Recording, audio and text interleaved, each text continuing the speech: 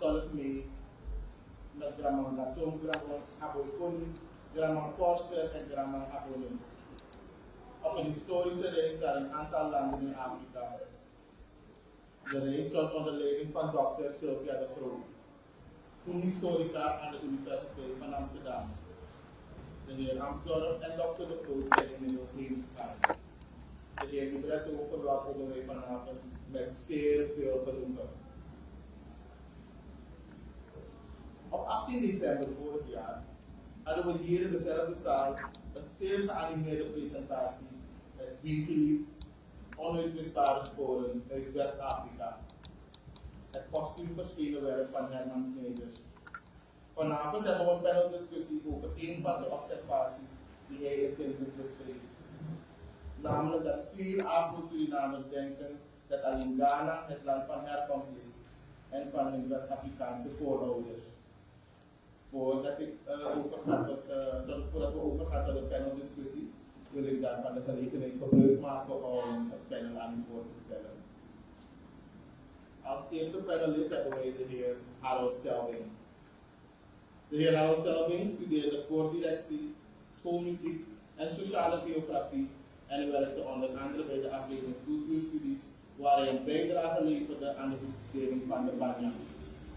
Hij is vele jaren actief geweest als bestuurder van Stichting Jodische Fana en als docent erfgoed en toerisme aan de Antoine Kom Universiteit van Suriname. De tweede panelist is mevrouw Elvira Bruce Sandy. Elvira Louise Bruce Sandy is een 61-jarige vrolijke vrouw, moeder van 2 volwassen jongens. Lezen, koken, dansen en zingen zijn haar hobby's. Na 40 jaar gewerkt te hebben voor de overheid en NGO's is zij nu fulltime onderzoeker en schrijfster van boeken en artikelen over haar districten van herkomst, Para, Kommerwijnen en Koroni. De derde panelist voor vanavond is de heer André Moses.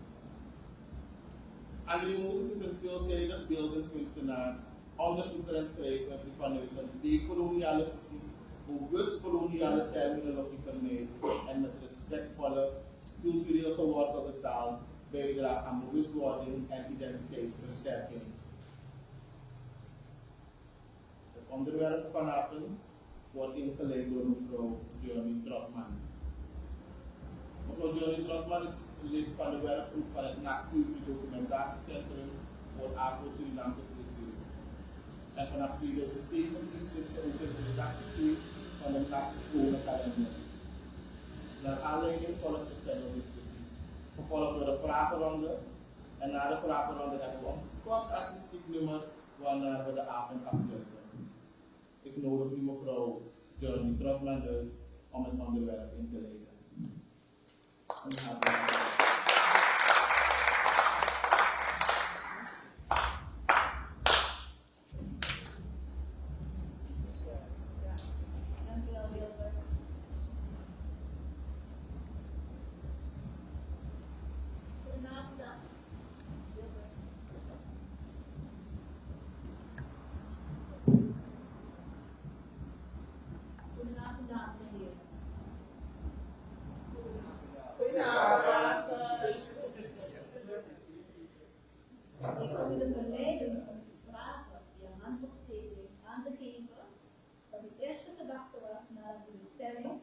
Onze West-Afrikaanse voorouders kunnen niet allemaal uit Ghana gelezen hebben in de paneldiscussie.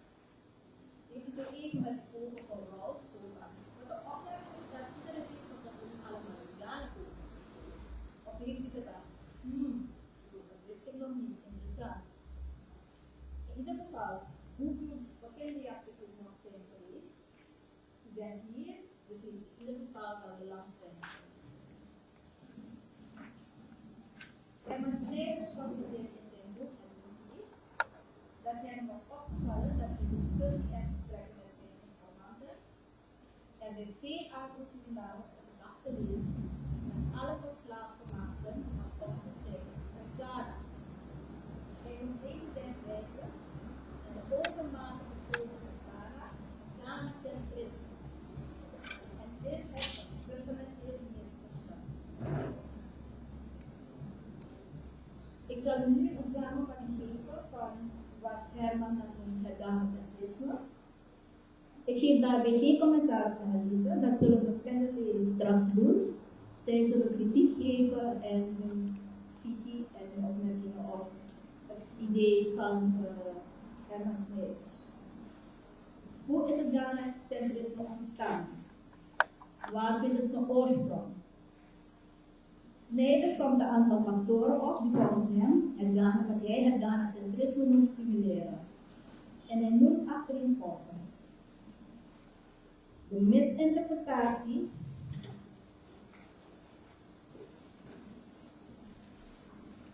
van het bezoek dat 4 Dramang in 1970 bracht aan Afrika. Het ging om Dramang Gasson van de Nubuta, Dramang Aboy Koni van de Samaka, Dramang Forste van de Pamaka en Dramang Aboy van de Matawai.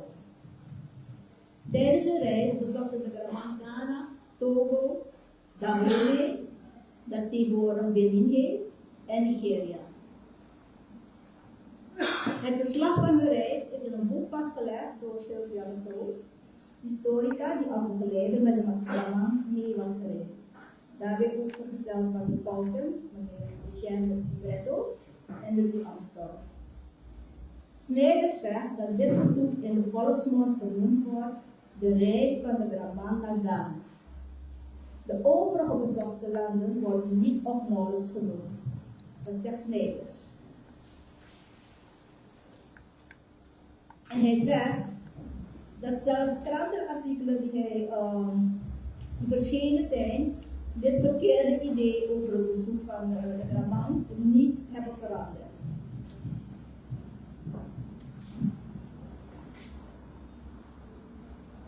Dit is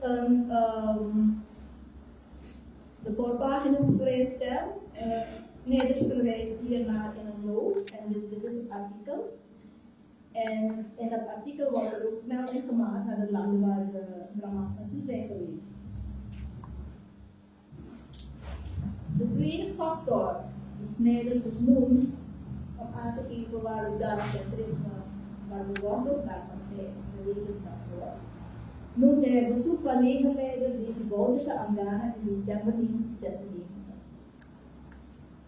Een andere factor is volgens Snijders de aandacht die Nederland schenkt aan zijn eeuwenoude betrekkingen, dus de eeuwenoude betrekkingen van Nederland en Ghana. Zo zegt Snijders, het Nederlands Internationaal Cultuurbeleid 2017 tot 2020, daarin werd Ghana als herkomstland aangeduid. En tenslotte noemt hij op hij noemt de factoren, de documentaire Kadiboyer van Frank Sidom uit 2003. Deze film, deze documentaire, volgt Clarence Breeveld op een emotionele reis door Ghana naar Cape Coast Castle met de beruchte Door of No Return. Snijders signaleert het Ghana-centrisme ook bij Maron-gemeenschappen. En hij zegt over gezaghebbende personen uit de Maronschappen, en ik citeer nu, zij uiten zich graag in superlatieven over bij hun heersende Ashanti-tradities. Ook in andere artikelen van bijvoorbeeld Gert Oost-Indie en André Makosi wordt aandacht besteed aan de overdracht van aandacht aan Ghana. Aandacht voor Ghana.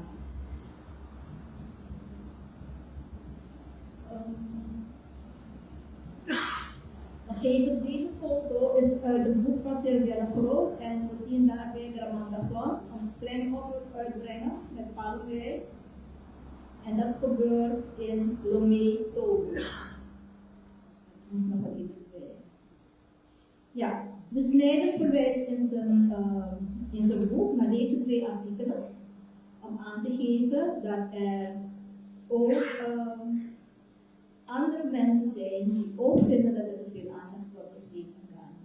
Of niet te veel, het accent toch wel ligt op Ghana. En dat zijn er 10. Dat zijn dus deze. De artikelen zijn online te vinden, staan online, dus we kunnen het ook nalezen. En aan André Pakossi stelt in zijn artikel onder andere dat vooral delen van de Akan-cultuur uit Ghana teruggevonden worden bij de Marons en met name in de Lubuka-cultuur, maar dat dit niet bewijst dat alle Marons op Lubuka rechtstreeks afstammen van de Akan uit Ghana. En Oost-Indië constateert dat zelfs onder wetenschappers er een tendens is om geheel Afrika te laten samensmelten in Ghana. En dit is dus het staat van Oost-Indië dat Sneijder heeft opgenomen in zijn boek. Hij verwijst er niet naar in een noot, hij heeft het echt zo opgenomen in zijn boek. En daar zien we dan dat het daar ook, dat hij ook zegt dat er een neiging is. En hij zegt, er is zelf bij Sislop, behalve dat bij een handjevol scholieren het geval is dat men de aandacht op Ghana niet heeft.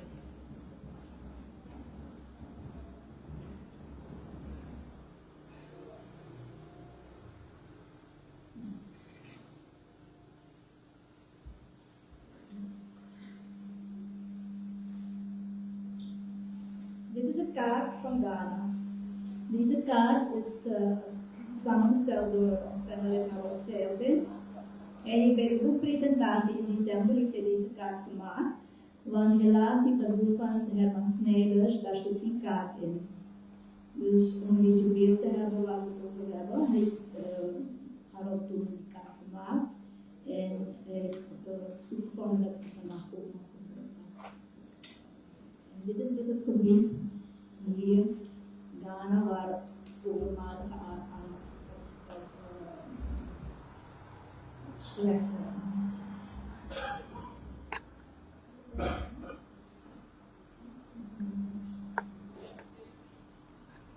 Er is weinig tijd, dus ik zie dat we een beetje opschieten.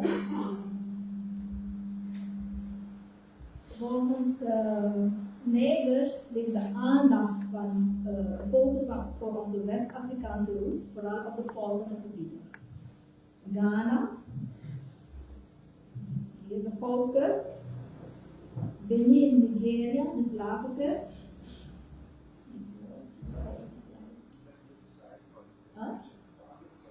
Andere slide. Precies. Ja, ik kijk even.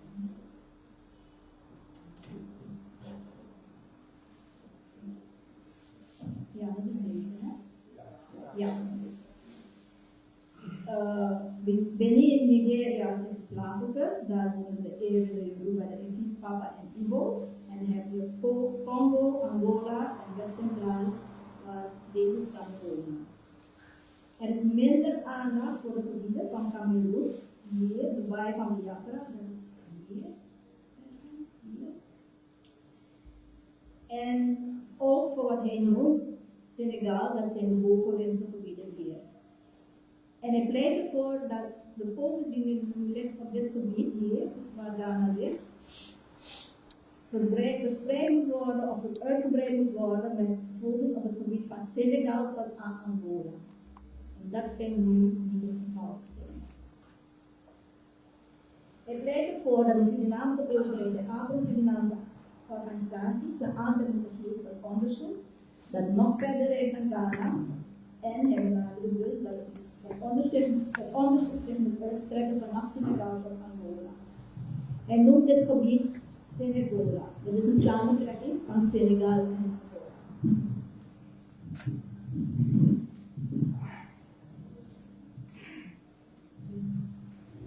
Hij wijst ook op iets anders waarbij de dominantie van Ghana ook speelt. En hij noemt daar dominante cultuurclusters en dat ziet hij dus bij de Lindi. Maar je moet niet vergeten, het boek van Snijders is primair een onderzoek naar de achtergronden van de Lindi en de bijdrage die de West-Afrikaanse mensen hebben geleverd aan het ontwikkelen van de Lindi zoals dat hier is. En hij zegt dan ook, hij ziet 3 clusters. Dat is de Chromatiek, dat zijn is van de Goudkust hier. de papa van de slachtoffers, Togo en Benin, en Luango, dat is bij Congo en Angola. Ook bij de Winti-clusters zie je, zegt hij, een dominantie van de Kromantigo. Hij zegt dat de oorzaak van de Kromantie-dominantie moeilijk vast te stellen is. De bovenwindse gebieden, dus dat is hier bij Senegal en Ivoorkust, zijn in de minderheid, de slavenmachten ervan zijn in de minderheid geweest.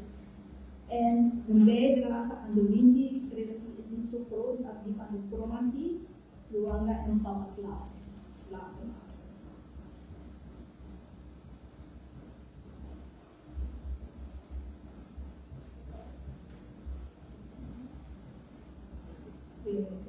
Maar ik denk dat ik het hierbij zal laten, want het onderwerp is heel uitgebreid.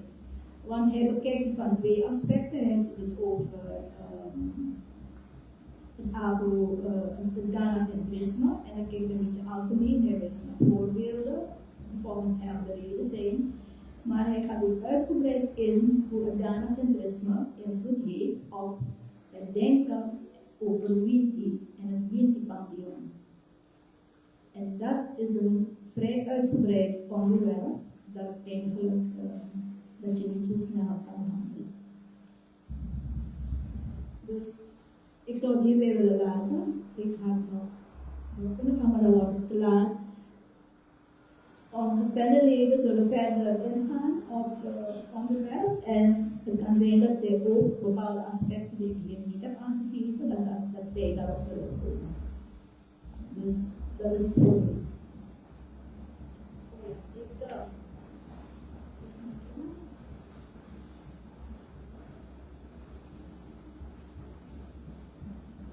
Ja, dat had ik hier moeten laten zien. Ik sluit voorlopig af, maar ik kan het niet laten om te wijzen dat u zit in de zaal waarbij ik omringd ben door iconen van NAS. En ik wil met name uw aandacht vragen voor hier achter mij, voor Gramanda Zon. En de icoon Anike Awali, die een van de informanten is geweest van Herman Snijders. Dus dat is het voor u en dan wil ik van u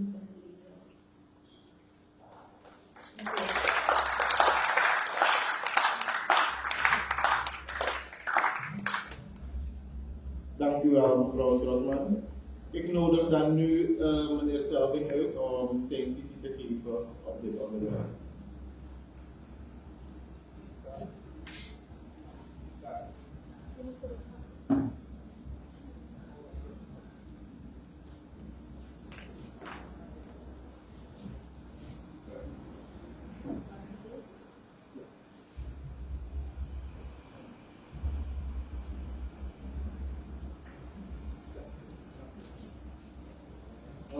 Goedenavond, dames en heren. Community Braramassa. Nafu. Zo. Blij jullie allemaal hier te zien. Dat niet zoveel mensen verwacht. Want we dachten, eerlijk gezegd, bij de voorbereiding van dit onderwerp. Iedereen begrijpt het. Iedereen weet dat onze voorouders van verschillende plekken komen in West-Afrika. Wat is het nieuwe? Een speciale groet aan meester Libretto.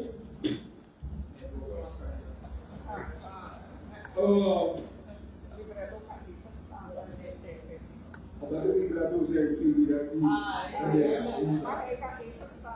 Ja, het gaat bestaan, zodat mensen weten dat een van de laatste nog dank aan NAX in de eerste plaats. Bier en jouw team dat jullie gedurfd hebben om dit onderwerp naar voren te brengen en te bediscussiëren. Het is vrij complex, maar het is goed en dat was ook de wens van Herman om te discussiëren over allerhande onderwerpen die iets te maken hebben met onze geschiedenis. Ik moet ook van deze plek weer aangeven hoe blij ik ben met het boek van Herman Snijders. En aangeven dat dit boek echt een masterpiece is. Het is een juweel. En we moeten begrijpen ook dat natuurlijk wat hij heeft vastgelegd ook bijzonder is omdat hij uit werken en uit gesprekken met heel wat kennis. En ik denk dat Herman een geweldig boek heeft nagelaten. En dat wij er nu door moeten gaan. Trouwens, hij schrijft ook in zijn epiloog dat zijn bedoeling is dat wij discussiëren over al die onderwerpen die hij naar voren heeft gebracht. Zijn uitgangspunt, zoals Judy zei, was het Winkelied, maar hij heeft daarnaast, en Herman kennende, Herman was een man die kritisch was en geen genoegen nam met kleine, simpele zaken. Hij wilde altijd het uiterste. En dat merk je ook in het boek. Die voor niets heeft het 2000 pagina's. Het is heel omvangrijk. Maar zijn uitgangspunt was het Winkelied. En het boek richt zich vooral, wat hij onderzocht, is vooral de etymologie. Het gaat dus bij hem, of het ging bij hem, om de bronnen, de verklaring voor de verschillende begrippen, de verschillende woorden die voorkomen in Winkeliederen. En die heeft hij op een magnifieke manier heeft hij dat geanalyseerd. Ik zei altijd, jullie zijn ook over eens, dat de aanvoer van Afrikaanse gevangenen vanuit diverse plekken plaatsvond.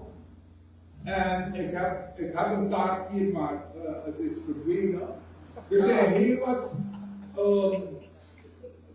zijn heel wat discussies over aantallen en percentages. Verschillende historici, zowel Engelse, Nederlandse, hebben heel wat geproduceerd, heel wat cijfers geproduceerd over aantallen die van verschillende plekken zijn gekomen. Zelf heb ik het gevoel, denk ik, dat het niet zo belangrijk is we hoeven niet vast te binden op aantallen, maar ik heb hier een figuur, een slide, waaruit blijkt dat het grootste deel komt uit het zuidwesten, dat deel van Angola. Het is maar een beperkt aantal, en ik heb het berekend, ongeveer 28% van de gevangen Afrikanen kwamen uit het gebied dat toen de Goudkust was. Want Ghana bestond niet in de tijd toen die slavenhandel zo bloeide. Het was de Goudkust. En het begrip zegt het al, in feite, de Portugezen die daar begonnen, die waren op zoek naar goud. En wanneer je erover leest, is het heel erg bizar in feite, want ze brachten tweedehandse kleding naar Afrika en daarvoor kregen ze kilo's goud. Dus de Mabelau en de Portugezen hebben daarom 1,5 eeuw hebben ze geregeerd in Ghana, waar Elmina de belangrijkste plek was. In ieder geval, in mijn visie zijn er, Herman zegt wel van we moeten breken met het Ghana-centrisme. Maar de geschiedenis en de omstandigheden laten zien dat er push- en pull-factoren zijn. En hij heeft wel een beetje aangegeven dat Nederlandse kolonialisme en die samenwerking tussen Nederland en Ghana, volgend jaar is het precies 325 jaar, hè? Vriendschappelijke samenwerking tussen Ghana en Nederland. Die geschiedenis heeft natuurlijk gemaakt dat veel Surinamers, laten we zeggen dat wij steeds meer het gevoel kregen dat Ghana dat ding was. Dus begrijp je, deze geschiedenis heeft ons enorm beïnvloed. Maar, ik zei push en pull, Ghana zelf heeft zeker daar de Nkrumah. Je weet, Nkrumah is heel belangrijk geweest in de onafhankelijkheidsbeweging. En trouwens, Ghana was het eerste onafhankelijke land van Afrika.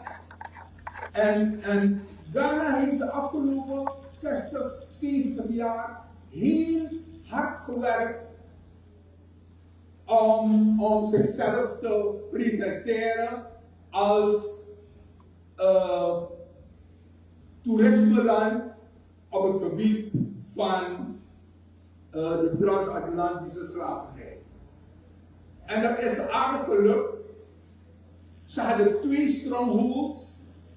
Noord-Amerika, de USA, waar Amerikanen helemaal gedesoriënteerd waren, wat over dan zwarte Amerikanen gedesoriënteerd waren.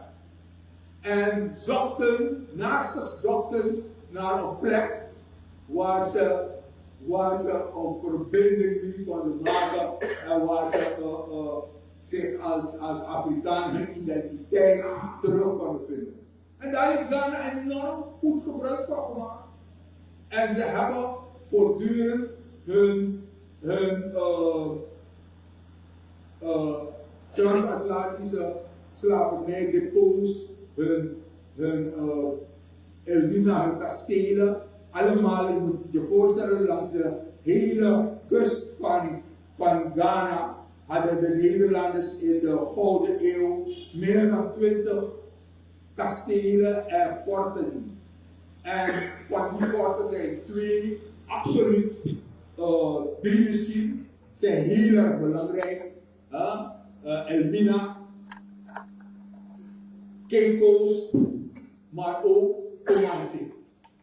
En het begrip Comanche, trouwens, meneer Bradwins hier, is heel erg bekend natuurlijk bij ons als een van de Indiërs. Ja, Comanche. Maar dat dorp zelf is Comanche. Oké. Ja. Want Afro-Surinamers zitten of zaten, ik kan niet zeggen, geruime tijd met een probleem. En misschien is dit een punt van discussie, het probleem was. Hindustanen hadden als thuisland India. Chinezen, China. Javanen, Java of Indonesië. En Afro-Surinamers, hoe kan je zeggen dat je van Afrika bent?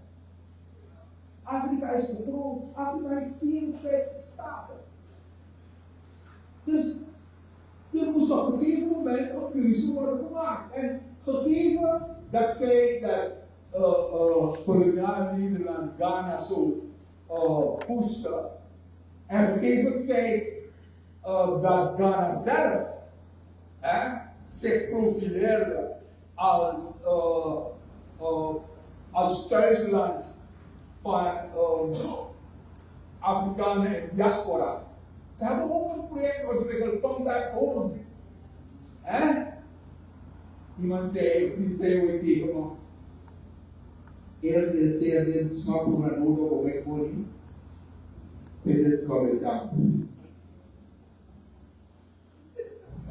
Je kan zeggen van ja, Het is niet helemaal juist, maar niet de kern.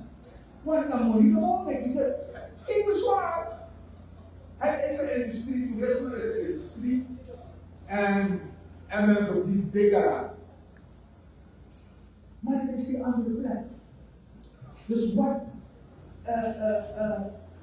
Herman heeft weliswaar gezegd, dat we ons moeten heroriënteren. Maar waar? Franstalige landen, Nigeria heeft absoluut geen belangstelling in Nigeria, heeft ze olie en andere dingen hebben en minder toegankelijk ook. Dus ik denk dat deze drie zaken dat die heel belangrijk zijn. Het is weliswaar dat ik Herman absoluut begrijp dat we wel moeten weten dat het veel breder is. Dat onze herkomstlanden veel meer zijn dan Ghana. Maar veel kunnen we daar verder niet aan doen. Ik denk dat we Ghana, ook in de toekomst, en ik zie veel Ghana-gangers hier, zullen moeten accepteren dat wij daar naartoe gaan en daar gaan leren over slavernij. Tot hier, en ik hoop dat u vragen en een flinke discussie op gang brengt. Dank u wel.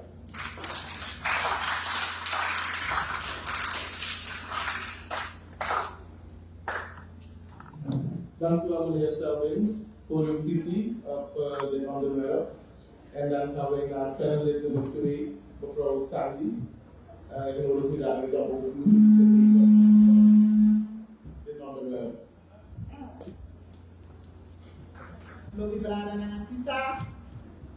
En inderdaad moeten we die nakanu nog verdienen.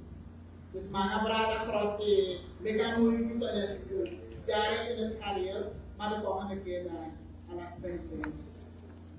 Want die grandi, met een nachtskool occasie om vanavond met u te delen hoe ik inderdaad heb gelezen en gekeken naar wat Herman Snijders ons proberen te leren. Dit is een gigantisch en heel belangrijk boek. Dat we niet zo sterk naar Ghana gericht moeten zijn. Kaba! Wat betekent dat? Kaba! Kaba! Stop! Kaba kaba! De organisme. Kaba kaba! Zo wat dat? Snel, snel. Maar alles mijn zal ja zeker sabba woord saka saka. Dit is wat ik ja saka saka. Laatste niveau mensen. We weten waarschijnlijk, Amanda van u weten, dat een paar van de tekenaars van het Vredesverdrag van de organisatie, dat ze afstammen uit Ghana. Dat waren Bolin en Labi.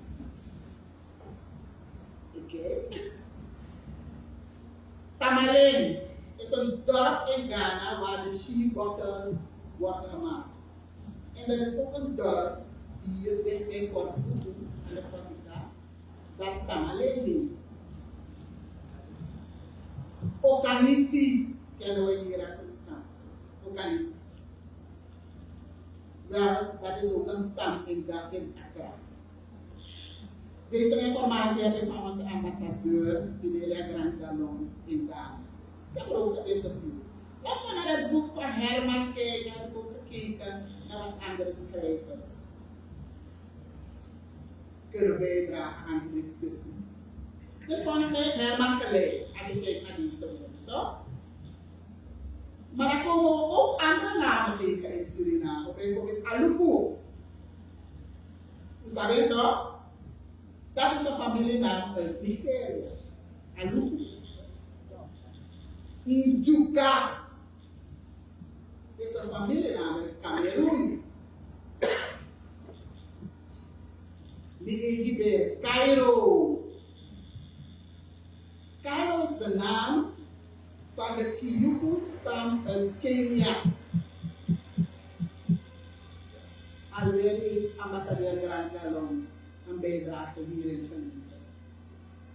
Vanavond ga ik presenteren argumenten die onderbouwen waarom ik het eens of oneens ben met Herman. Dames en heren, we weten allemaal dat de meeste aandacht van Surinamers voor Afrika is gebaseerd op het transatlantisch slavernijsysteem dat we kennen, hebben gekend. En volgens mij moeten wij anno 2026 die focus moeten we veranderen. Herman zegt hierover in zijn boek dat er 2 alternatieve denkwijzen zijn. Namelijk, het is eerder gezegd, de Senegola-benadering. Dus we moeten denken aan het heel West-Afrikaans kustgebied, vanaf Senegal tot Angola. Mind you, daartussen zitten 18 landen. Vanaf Sierra Leone tot Angola. Vanaf Sierra Leone tot Angola. 18 landen. Ghana was vroeger een koninkrijk. Dat zei Herman ook in zijn. Dus hou er rekening mee. Wat nu Ghana is, Ghana was vroeger een koninkrijk. En 6 landen maakten deel uit van Ghana. Wat nu dus Mali, Mauritanië, Niger, Burkina Faso, Gambia en Senegal zijn, dat waren allemaal delen van Ghana vroeger. In zijn boek heeft Herman verder voorbeelden aan van schrijvers en onderzoekers die het eens zijn met zijn Ghana-centrisme. Charles Gooding, de welbekende Charles Gooding, die praat liever over West-Afrikaanse gewoonten. En André Pakosi, die heb je eerder gehoord, dat ook André Pakosi aan het woord komt. Tenminste, Herman gebruikt André Pakosi zijn visie. Pakosi zegt in dit opzicht, er moet een heroriëntatie komen op Afrika. Herman zegt verder dat in 1818, hij gaat helemaal naar 1818 hoor, Herman, in zijn studie. Hij zegt dat er mensen uit de Minde-stam, dat is een stam uit Sierra Leone en Liberia, ze waren knap en sierlijk en konden geweldig mooi dansen. En ook die Soko-negers uit Congo en de Mandingo-negers uit Mali, die Arabisch konden spreken en schrijven. Ze behoren tot het islamgeloof. En wat ze hier deden in de slavernijperiode, is dat ze andere slaafgemaakten bekeerden tot het islam. De islam. Het islam. Pakwasi noemt ook tender van de ander, we kennen het. Geweldige vrouw die veel onderzoek doet naar medicinale planten in Suriname en ze heeft gekeken naar de herkomst, gerelateerd aan Afrika. En haar onderzoek heeft uitgewezen dat 43% van de 673 medicinale planten die zijn onderzocht, 43% van deze planten komen uit Gabon, Congo en Angola, die regio. Maar 14% komt uit Ghana. Ik ben het oneens met Herman en wat dat betreft hang ik een beetje naar Fenelon Selving. Selving. Harold.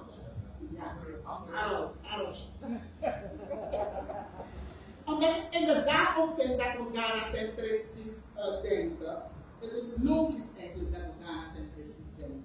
Heb ik het ook aangehaald. Hoewel Ghana 2 maal groter is dan Suriname en 35 miljoen meer inwoners heeft dan Suriname,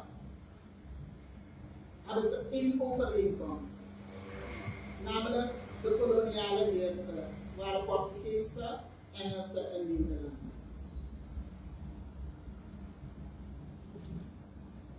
Selby zegt, Harold zei het al, Ghana is het eerste land dat onafhankelijk werd inderdaad.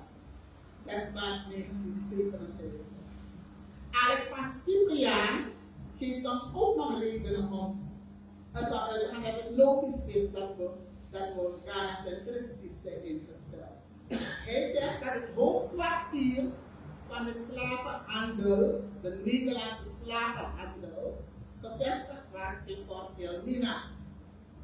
Dat was het hoofdkwartier van de West-Indische Compagnie in Port Elmina. En omdat wij natuurlijk zo lang gekoloniseerd zijn door Nederland, is binnen ons onderwijssysteem, hebben wij, is daar dus de kiem gelegd van het Ghana-centrisme in ons. Omdat ons onderwijssysteem gebaseerd is, het curriculum als helemaal, is nog steeds helemaal. Is nog steeds gebaseerd op het Nederlands systeem. En we weten allemaal dat het Surinamiseren van ons onderwijs nog steeds gaande is, dat proces. We hebben wel een achterstand, zei Hassan Khan in 2017 van 35 jaar. Nu is het dus 40 jaar achterstand. Ik vind dat we juist nu moeten kijken wat we kunnen leren van Ghana. Harold zei het ook, Ghana heeft niet stilgestaan, hè? Ghana heeft absoluut niet stilgezeten. Direct na hun onafhankelijkheid heeft Ghana stappen ondernomen om zelf hun land te ontwikkelen. Dat hebben ze gedaan door sterk nationaal en internationaal cultuurbeleid. Wij zijn multi-etnisch, nou? Ghana heeft 75 etnische groepen. En ze hebben een manier gevonden, allereerst na de onafhankelijkheid, om deze 75 etnische groepen te verbinden rondom één nationale identiteit. En die identiteit hebben ze gevonden in het Akan-symbool Sankofa. Dat is een identiteit dat religie en etniciteit overstijgt. Die Sankofa kent u, hè? Die vogel die achteruit kijkt maar vooruit loopt. Ik zou één meenemen. Zoiets van Ghana, uit Ghana gebracht. Heb je gezien? Dit is Ghana. Zuidland. Dus die Sankofa ben ik vergeten. Maar ik ken hem, die Sankofa. Ghana heeft dus, precies wat Harold zei, ze hebben ingespeeld op cultuurtoerisme. Ze hebben los van de Sankofa, met behulp van Sankofa, hebben ze ook grote culturele evenementen neergezet. Jullie kennen allemaal Panakes, toch? Vanaf 1992 draait Panakes. Er is ook Emancipation Day Festival. Vanaf 1998. Elke eerste dag, de 1 augustus, is Emancipation Day Celebration in Ghana. En er komen duizenden toeristen op af. Het mooiste wat ik heb gevonden, wat ik heb gelezen, wat ik heb geleerd in dit onderzoek, is dat Ghana in staat is geweest om een paradigm shift te maken in haar sociaal-economische ontwikkeling. Het is er namelijk gelukt om haar ex-kolonisator Nederland te maken tot een van haar grootste exportlanden. En wel zodanig dat ze veel meer verdienen aan export naar Nederland dan import uit Nederland. Ze exporteren bijvoorbeeld fruit, cacao, hout, vis, ook bloemen exporteert Ghana. In Nederland importeren ze elektronische apparatuur en machines nucleaire reactoren, medicijnen, tegels en voedsel. Ghana verdient ongeveer 200 miljoen in 2017. Dit zijn van 2017. 200 miljoen meer dan verdienen ze aan handel met Nederland. Hoe heeft de relatie Suriname-Afrika-Ghana zich ontwikkeld? Zowel de overheid als NGO's en de gewone Surinaamse burgers zijn erg Ghana-centrisch. Klopt. En onze ambassade opereert vanaf 2018 in Accra. En er is redelijk veel uitwisseling geweest van delegatieverdragen over vanaf 1970 naar de Dramans, de vier Dramans, tot het laatste bezoek van de Ashanti-koning bij de herdenking onlangs van 50 jaar residentie. Maar wat hebben we als land gehad aan die relatie met Ghana? Wat hebben we verdiend? Hebben we iets verdiend?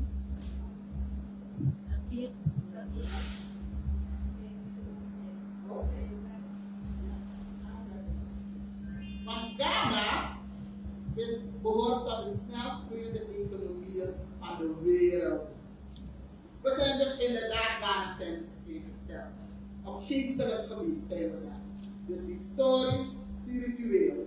Maar de uitdaging is dat we die relatie met Ghana moeten gaan diversificeren. Omdat die productiesector waarin Ghana die zo bloeit in Ghana, ook voor in Suriname. Landbouw, dat zijn ook de potentiële sectoren waar wij geloof in hebben. Landbouw, cultuur, toerisme, olie, goud, hout en vis. Ik spreek met geloof uit dat we inderdaad vanuit het Ghana-centrisme dat we hebben in staat zijn om die relatie met Ghana zodanig te diversificeren dat we er inderdaad veel meer uithalen dan we nu. Dank u.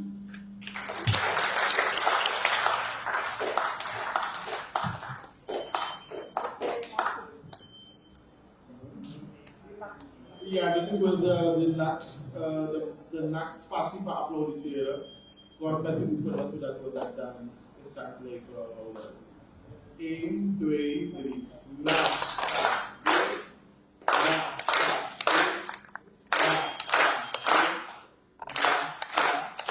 Dus vanaf nu gaan we dan op deze manier applaudisseren. Dus de NACS manier van applaudisseren.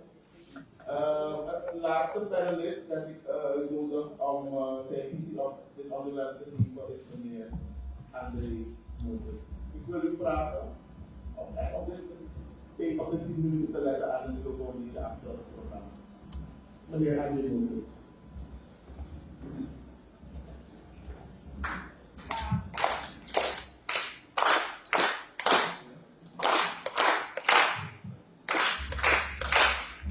Ik ben André Moses en ik zal mij aan de tijd houden die ons is voorgehouden. En het panellid zal 10 minuten, maximaal 10 minuten krijgen om te praten. Ik zal mij binnen de tijd houden. Ik kan kort zijn en zeg dat ik eens ben met Herman Snijders en dan zetten we een punt achter, dan loop ik weg. Maar zo gemakkelijk wil ik niet van afkomen.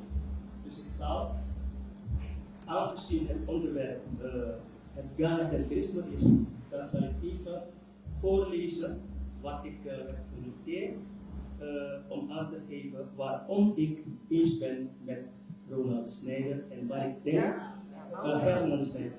Ronald, ja. Dan lees ik even voor. De herkomst van Afrikaanse nazaten in Suriname kan het best worden begrepen vanuit de levende cultuur en niet uitsluitend via archieven of stamboomonderzoek.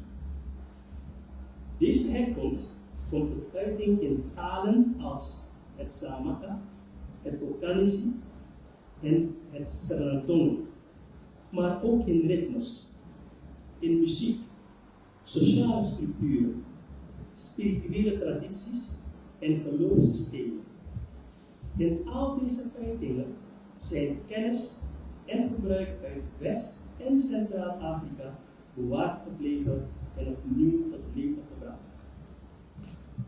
De West- en Centraal-Afrikaanse identiteit in Suriname is dan ook geen overblijfsel uit een ver verleden, maar een levende en zichtbare werkelijkheid die zich tot op de dag van vandaag blijft ontwikkelen. Dit inzicht wordt bevestigd door de Reconnection Trip, een oriëntatiereis langs de traditionele leefgemeenschappen in de binnenlanden van landen die deel uitmaakten van de zogenaamde Slavery Coast. Deze reis onderstreept de culturele en historische verbondenheid met een breed gebied in Afrika en laat zien hoe diverse tradities, gebruiken en spirituele systemen hun weg hebben gevonden naar onze gemeenschappen in Suriname. Vanuit mijn persoonlijke betrokkenheid en doelgerichte onderzoek naar de herkomst van mijn voorouders, evenals mijn studie van de geschiedenis en culturele elementen van de Marons, onderschrijf ik de opmerking van Herman Snijders over wat hij Ghana-centrisme noemt. Mijn deelname aan de Reconnection Trip, het raadplegen van archieefbronnen en mijn parate kennis van de Maron-cultuur hebben mijn inzicht in deze thematiek verder verdiept. Wat ik echter mis in Herman Snijders' benadering in het boek Het Windelied onuitwisbare sporen uit West-Afrika is een grondige betrokkenheid van de Maron-samenlevingen. Waarom zeg ik dat? Omdat deze samenlevingen gelden immers al sinds de 17e eeuw als belangrijke bewaarders en dragers van getransformeerde Afrikaanse culturele tradities in de diaspora. Binnen de Maron-samenlevingen zijn vrijwel alle facetten van de Afrikaanse cultuur, religie, taal, muziek, sociale organisaties en rituelen in gereactiveerde en doorontwikkelde vorm aanwezig. Dat het belang van deze gemeenschappen niet onderschat mag worden, is eerder benadrukt door onderzoekers zoals het antropologisch echtpaar Matthew J. Heskovits en Francis S. Heskovits, evenals door Herman Toden van Velzen, Wilhelmina van Wetering en Bishop en Sally Price. Hun werk toont overtuigend aan dat Maron-gemeenschappen cruciale bronnen vormen voor het begrijpen van de continuïteit en transformatie van Afrikaanse culturele erfenis in Suriname en breder in de Atlantische wereld. Tijdens de discussie wil ik mijn stelling in de onderbouwing verduidelijken. Ik dank u.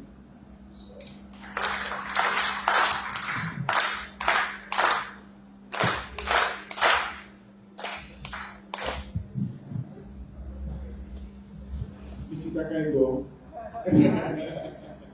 Oké, we gaan dan nu over tot de paneldiscussie.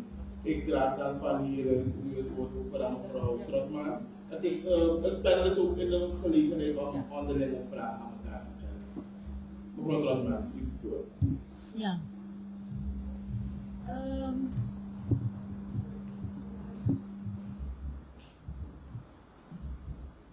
Ik merk dat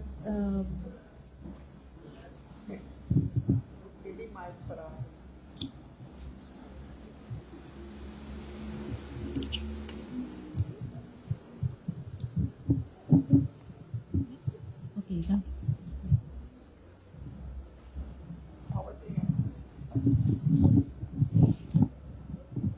Hallo? Ja. Ik merk een heel enthousiaste reactie van de panelleden op manieren hoe we eigenlijk meer betrokken kunnen raken bij Ghana. En er is voorbij gegaan eigenlijk aan waar het Herman om ging.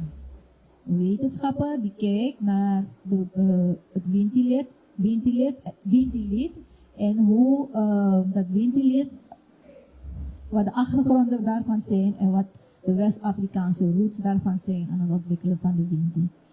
Als ik bijvoorbeeld luister naar Alvira, die heb je zelf omschreven als een vrouw die houdt van zingen. Maar ik merk dat je ook een zakenvrouw bent, want je bent vrij snel overeengestapt over het wel of niet Ghana-centristisch zijn van ons, Surinamers. Ik ben meteen overgegaan om eigenlijk de handel met Ghana te bespreken en wat ze gedaan hebben aan heritage tourism. Maar je vindt dus eigenlijk bij een Ghana-centrist, je vindt het niet eens belangrijk om veel tijd aan te besteden, heb ik gemerkt. Je gaat vrij snel over tot zeggen van we moeten kijken hoe we met Ghana kunnen dealen, wat de zaken met ze kunnen doen. En ik zie dan dat Herman is meer een wetenschapper geweest, die kijkt naar studie, je moet dingen doen, je moet dingen onderzoeken. En hij doet eigenlijk een pleidooi voor de groepen die nu een beetje vergeten worden als het gaat om de Afrikaanse roots. Maar ik merk dat het panel het belangrijker vindt om te kijken naar gewoon realiteit, praktijk, pragmatisme. Wat kunnen we bereiken? En dat men niet zo echt geïnteresseerd is in de wetenschappelijke kant, in het onderzoek.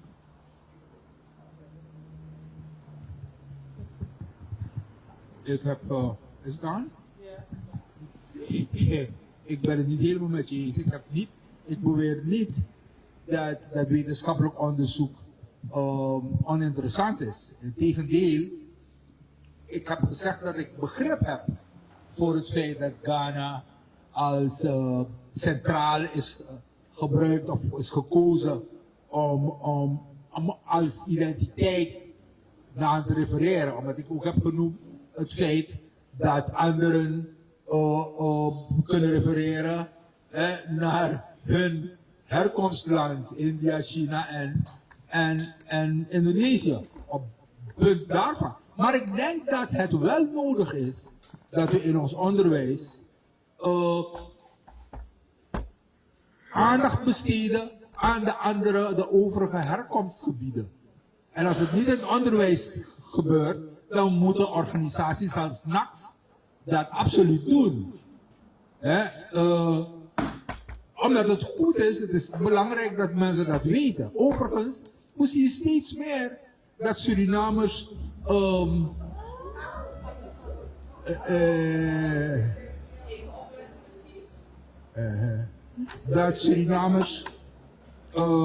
DNA-onderzoek doen, erfelijkheidsonderzoek doen.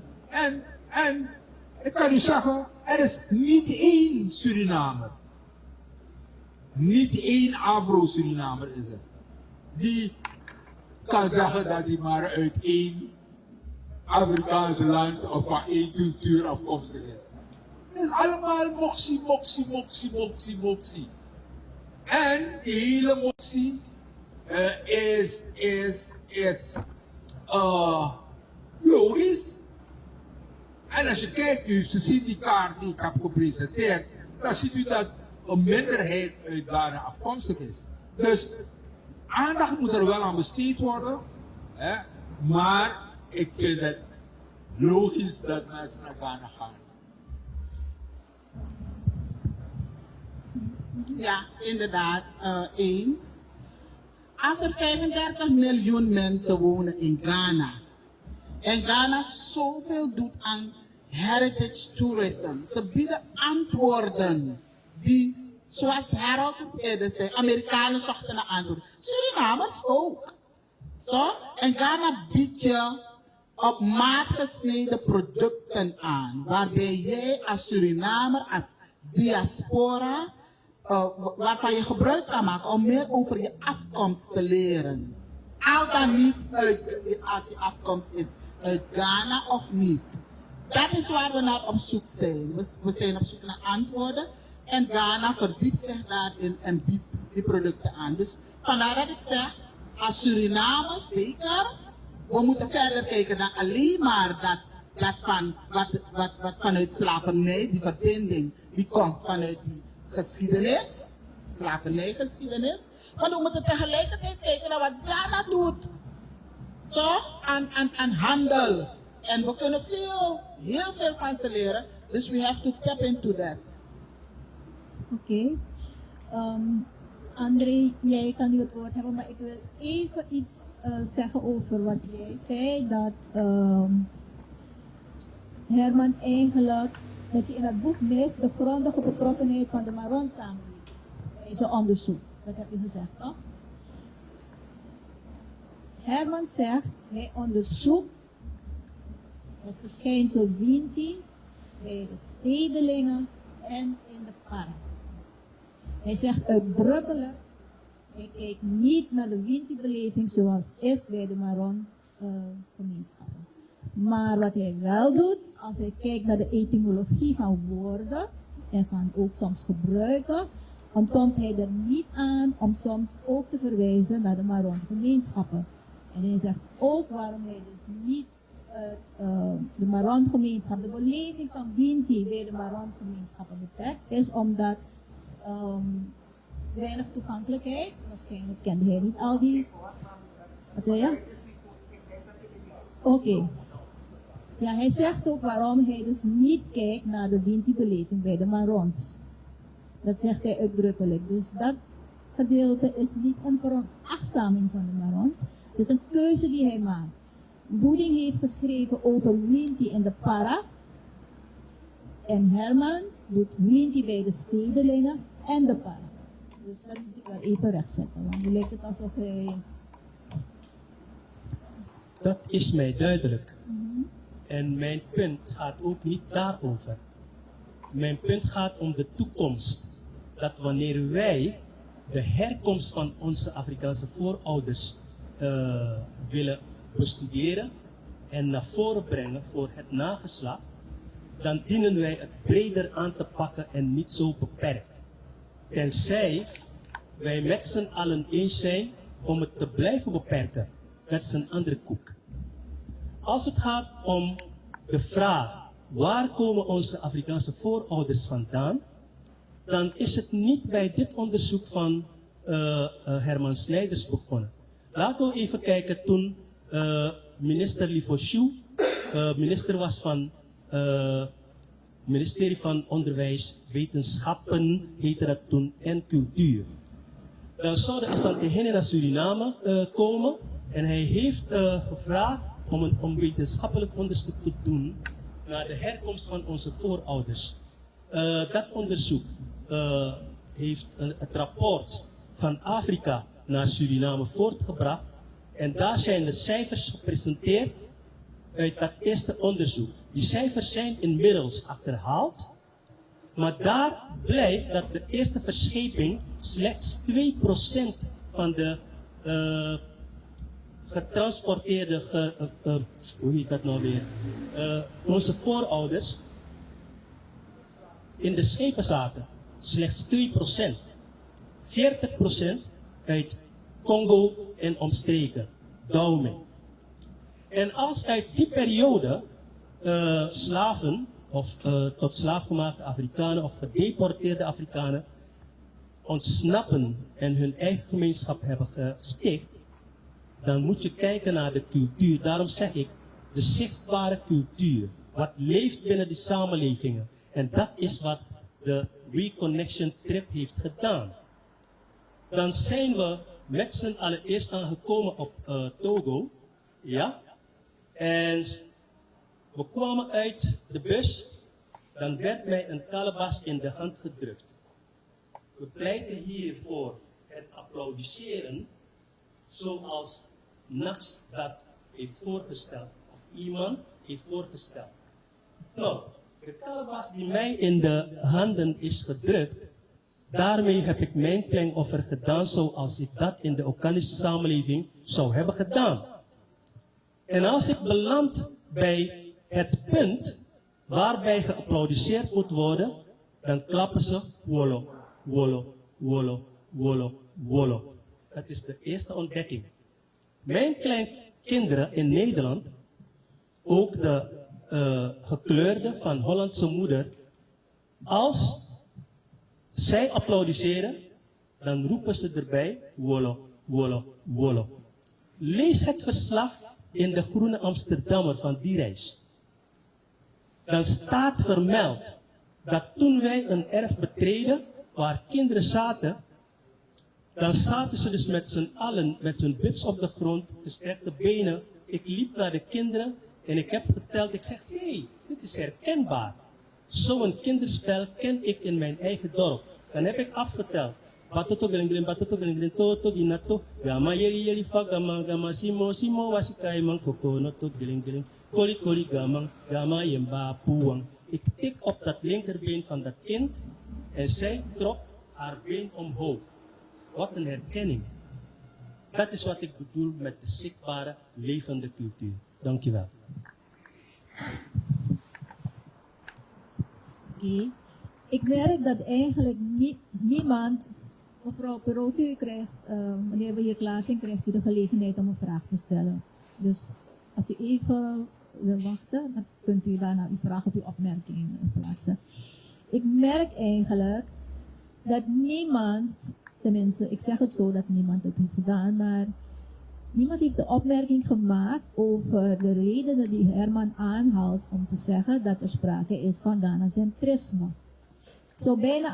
Ik zou aan de zaal willen vragen, hoeveel van u kent het boek van Sylvia de Groot?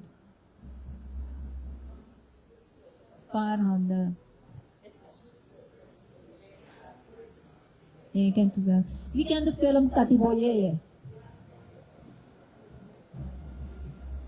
Oké, niet zoveel. Herman veronderstelt eigenlijk, het is bijna een beetje schizofrenie, want hij heeft niet echt een wetenschappelijk onderzoek gedaan, een steekproef getrokken om te zeggen van, mensen denken er zo over. Het is een gevoel dat hij heeft, of een ervaring met zijn informanten, dat er een overmatige aandacht is voor Ghana. Maar jullie schijnen dat niet zo belangrijk te vinden dat hij dat zegt. Op grond van de argumenten die hij aanhaalt om dat te stellen. Jullie vinden het niet belangrijk. Tenminste, dat jullie niet belangrijk vinden, maar het is dus niet over gezegd. Ik vind dat heel belangrijk. Ja, ik vind dat heel belangrijk. Maar het punt die ik wil maken is het overgrote deel dat zich richt op wetenschappelijkheid, wetenschappelijk onderzoek. Als iemand geen wetenschappelijk onderzoek heeft gedaan, dan lijkt het als de rest dan weinig te doen heeft. Bij de Marons, vele van de Marons, gaat het niet alleen maar over wetenschappelijk onderzoek en dan punt uit. Nee, het gaat om wetenswaardigheid. De Marons gaat om wetenswaardigheid. Wat moeten we weten? En de reconstructie van cultuur is herkenbaarheid. Dat zit in onze waarden. Dus wanneer wij het beperken tot wetenschap, dan gaan we terminologieën aanhangen die bijvoorbeeld ons gaan scheiden. Dat wij onszelf blijven noemen tot slaafgemaakte nazaten van tot slaafgemaakte Afrikanen. In die naam zit nog steeds de geest van de onderdrukker. Je noemt jezelf een nazaat van tot slaafgemaakte mensen. No way, je bent nazaat van mensen. Afrikanen. Oké, het is duidelijk. Ik dacht dat Via nog wil reageren. Ja, ik wil kort zeggen hoor. Ik wil warm aanbevelen het boek van Herman Snijders te kopen en lezen. Het is een boek dat heel veel jaren studie, wetenschappelijke studie. Dat is het pad dat Herman heeft gevolgd. En natuurlijk heeft hij dan op basis daarvan is hij tot bepaalde inzichten gekomen, waarbij de term Ghana-centrisme is voortgerold bijvoorbeeld. Maar ik beveel het u warm aan, omdat als we stoppen met onderzoek, dan kunnen we stoppen met leven. Ik wil het daarbij houden. Ik zie in de zaal dat men popelt om vragen te stellen. Dus ik stel voor dat die zaal een beurt krijgt. Moderator geworden. Oké. Als de mensen inderdaad zo even, we zullen door middel van handopsteking, steekt u uw hand op en dan kunt u naar de zaal lopen, naar de microfoon lopen en dan uw vraag stellen. Mevrouw Perotti, komt u maar.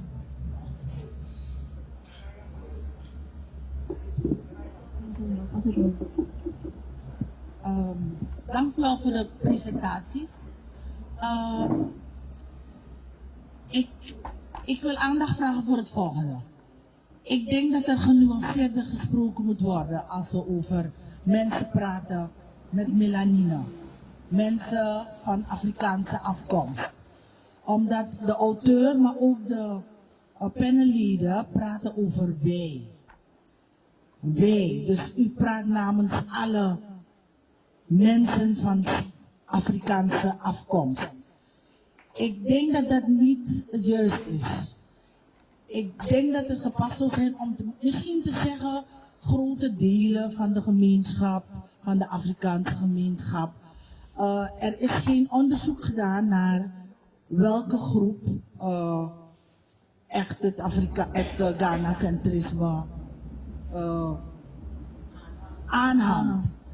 Er zijn namelijk mensen vanuit het Winti die ook melanine hebben, die van Afrikaanse afkomst zijn, die totaal geen affiniteit hebben met het Winti-lied. En dat kan.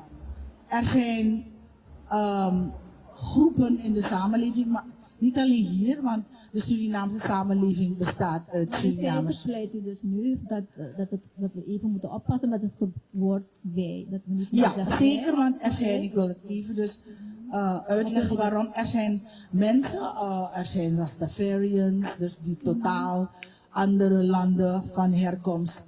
Ja, Er zijn oké. Israëlieten die heel bewust zijn van hun identiteit, die totaal niet aan of die Ghana als centraal plek zien.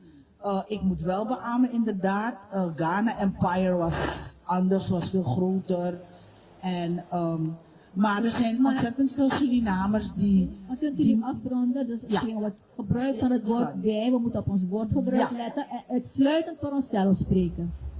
Nee, u mag zeker praten, maar ik denk dat we moeten afbakenen misschien een deel van de Surinaamse, Afrikaanse Surinamers. Omdat ik denk dat, helaas hebben we geen mensen in het panel, moslims en zo, die ook Afrikaanse afkomst Maar nu hebben. gaan we een beetje Ja. verder. Dank Sorry, u voor, dank- voor de opmerking. Wie wilde nog een vraag stellen?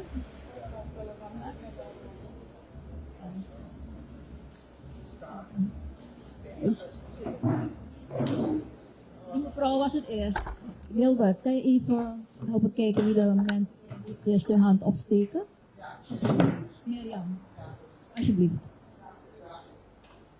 Ik ben Mirjam Barendorf en Ja. ik heb een vraag in zijn algemeenheid. Nee, laat me beginnen te zeggen.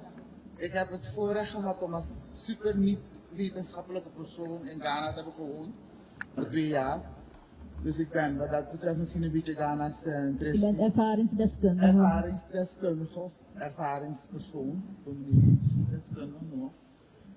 Maar ik herinner me dat en het boek van Herman Snijders heb ik niet gelezen, waardoor ik niet een discussie aan kan gaan over de inhoud. Ja. Ik weet wel dat een vriendin van mij in Ghana zei, de focus op Ghana heeft ook te maken met het feit dat het op een gegeven moment het enige veilige land was.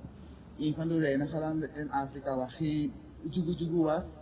Amerikanen konden daar komen. En wat is de vraag? Gekozen. Nou, wat ik me afvraag toen ik het boek van Leo Balai las, over het slavenschip, Leusden en er een Ja. minutieuze recount was van hoe dat allemaal te werk ging, vraag ik me ook af of wie waar terecht komt, of dat ook niet te maken heeft gehad met welk slavenschip op een gegeven moment met volkeren van een bepaalde herkomst in Afrika op een bepaalde kust werden gedropt. Want als je naar Cuba gaat, dan is het onmiskenbaar dat er daar een Yoruba-traditie is. Net zoals wat die meneer daar zei. Brazilië ook. Jamaica, Suriname hebben toch wel veel Ghanese Oké, dus je wil weten. eigenschappen die Akan zijn, maar ook veel Ewe. Toen Ja, ik en de was vraag? en de Gaas. Dus ik denk dat het heel, je kan wel zeggen van we zijn te Ghana, we zijn Ghana-centristisch. Je hebt Ghana van nu en Ghana van vroeger, je hebt migratie van volken. Je hebt zoals is gezegd een heleboel volken in Ghana. Dus Ghana-centristisch op zich is zo moeilijk te definiëren. De Iris, die Nee, onmiskenbaar maar hier ook zijn even. geweest, die komen Mirjam. ook in het huidige Togo. En, Ja, maar Herman introduceert die term voor wat hij geconstateerd heeft bij veel Afro-Surinamers. ja. En de focus op Ghana is ook gesignaleerd door andere auteurs, want Gert Oost-Indie praat er ook over, maar hij schikt er een andere invalshoek aan. Een beetje meer internationale van die relatie tussen Ghana en Nederland. En hij beschrijft ook heel goed hoe de druk of eigenlijk van de Ghana-gemeenschap in Nederland heeft ook geleid tot bepaalde accent. Dus die vraag die je stelt, je wil weten hoe die slaven bij een bepaalde plaats aankwamen. Misschien kan een van de panelleden daar antwoord op geven, want Maar ik ik wil weet het even niet. zeggen wat jij net aanhaalde, sorry. Ik had ook het voorrecht om met 300 jaar viering Maar even, handelsrelaties zullen we eerst- Ghana, Nederland Ja. te vieren. Toen wisten ze absoluut niet wat ze met Suriname en Curaçao moesten doen. Ja. Felix de Rooij was daar, Vincent Sucra was daar met de film. En ik was toevallig daar. En ze hadden op een gegeven moment, deelden ze flyers van Anton de Kom uit. Dus ik was natuurlijk shocked, ik was boos. Het was een affront toe, dat ze met onze held handelsrelaties Nederland-Ghana vieren. Dus het is ook de wijze waarop de kolonisator dingen gepresenteerd heeft, wat in hun voordeel is. Dus ik denk dat die dingen niet zo makkelijk te definiëren zijn van, zijn we het eens dat we Ghana-centristisch zijn of niet. Er zijn zoveel andere factoren die meewegen. En Ghana van de 16e, 17e, 18e eeuw is niet Ghana van nu. Nee, natuurlijk Graag niet. uw Ja. input. Heeft een van de panelleden een antwoord op de vraag over de plaatsen waar de slaven aankwamen? Kijk, het is inderdaad, dankjewel Mirjam. Het is inderdaad zo dat het moeilijk te definiëren is. Waar die gevangenen precies in de schepen gingen. En de literatuur, er is genoeg literatuur, en luister is één van ze. Maar er is genoeg literatuur die aangeeft dat de slavenhalers, ook van Drachtenstein heeft een heel goed boek hierover geschreven, dat zij die vrijwel die hele kust afstrookten op zoek naar handelswaar. Zo werd het genoemd, handelswaar. Dus wanneer die slavenhaler, dat schip, was begonnen in Senegal, Senegal en door ging naar het zuiden. Pas wanneer je, soms duurde het maanden, 7 maanden, er zijn gevallen 7 maanden dat zo'n slavenschip met vol zat en mensen gingen dood. Of dan waren er altijd haaien in de buurt van die slavenschepen. En mij trouwen is van Abrawadra toch? Waarom niet trouwen je? Uiteindelijk is het lastig om te determineren van waar precies de mensen afkomst waren. Er zijn maar enkele uitzonderingen in Suriname. En die uitzonderingen gelden voor die 3 schepen die illegaal hier kwamen. Ik dacht in 1830, de jaren 1830. De Britten, de slavenhandel was afgeschaft. En de Britten hielden daar ze letten daarop. En toen hebben ze precies aangegeven waar die mensen, die gevangenen, vandaan kwamen. En dat is allemaal vastgelegd. Onder andere professor Humphrey Lamuur heeft in de boeken van de hernutterzending al die namen van En je schrikt ervan, ik heb het een beetje geanalyseerd. En ze kwamen inderdaad van allerlei plekken. Niet, absoluut niet de Higara, maar ook die Bali van Biafra en naar Angola, Luanga. Oké, dat is mijn reactie. Dankjewel. Ja. En daarna mevrouw Neus. Goedemiddag. Goedenavond. Goedenavond, ja, sorry. Bedankt voor de fantastische Nee, u moet een beetje luider of anders praten in de microfoon, want we horen u niet. Is dit beter? Ja. Goed zo. Bedankt voor de inleiding. Ik vond het fantastisch. Ik heb in China gewoond, 10 jaar lang. En ik heb in het Chinees heel veel gelezen over ontdekkingsreizigers. Oh, ja. Ja, ik heb een vraag over de perspectieven die jullie hebben. En ik vraag me af of de perspectief die jullie hebben niet te eurocentrisch is. En waarom ik dat vraag is, ik heb in China gewoond en vanuit hun geschiedenis ook gekeken naar de ontdekking van Zuid- en Noord-Amerika. En daar zie ik dus dat voor Columbus er al tekenen zijn van Afrikanen in Noord- en Zuid-Amerika. Bijvoorbeeld de Olmecs. Als je die beelden ziet.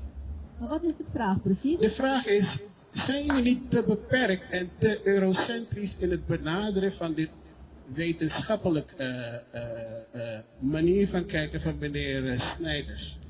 Want wetenschap is verifieerbaar en reproduceerbare feiten. Oké, dank u wel.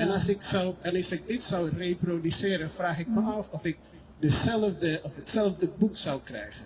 Dus is dit echt wetenschap of is dit sociale wetenschap dat een beetje voor meerdere interpretaties vatbaar zijn? Oké, dank u wel. Is er een panel dat daarop wil ingaan? Interessant, inderdaad. Herman heeft zijn wetenschappelijk onderzoek hoe noem je dat? Beperkt. Hij heeft dat kader aangegeven. En wij zijn vanavond op basis van dat kader dat hij heeft aangereikt, hebben wij onze zienswijze gegeven. Maar inderdaad is het zo dat als je onderzoek gaat doen, verder dan die kaders, dat je tot andere conclusies zou kunnen komen, zoals u dat aangeeft. Maar zover reikte dit onderzoek niet. Sorry, ik ben het absoluut niet met u eens.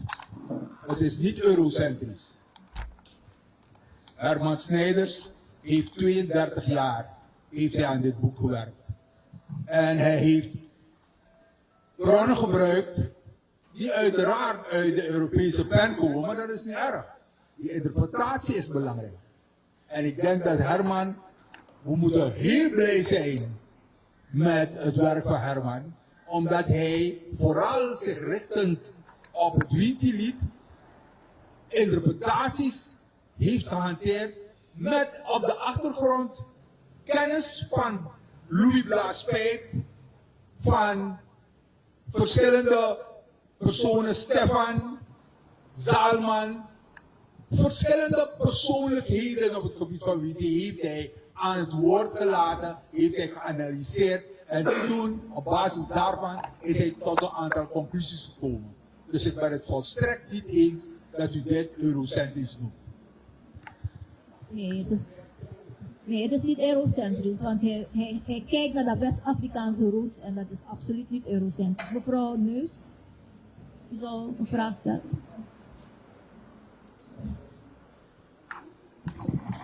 Ja.